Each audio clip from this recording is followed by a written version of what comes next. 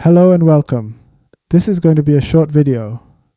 First of all, the thing you are looking at doesn't really have a formal name.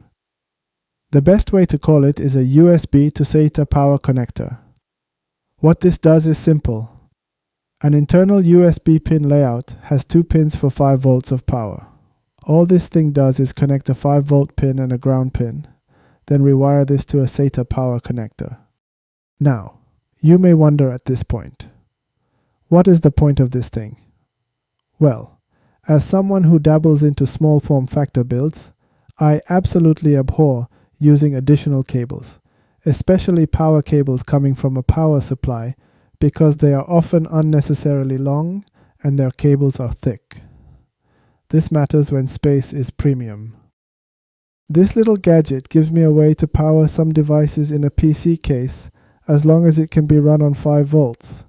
For example, you can power a 2.5-inch hard drive or SSD with this, but not 3.5-inch hard drives.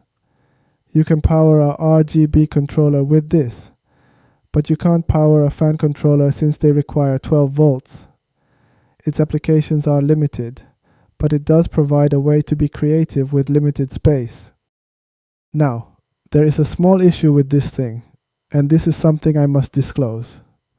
Because it is simply rewiring things, this always provides power even when your PC is off.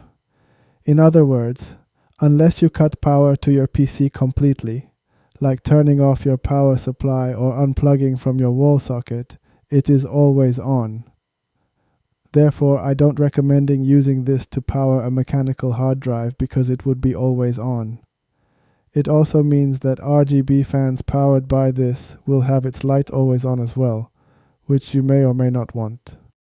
Overall, this is an interesting gadget I've had for years, and this has indeed come in handy where I needed 5 volts but didn't want to plug in an extra power cable to a power supply. Well, I said that this would be a short video, and it turned out to be. Thank you for watching.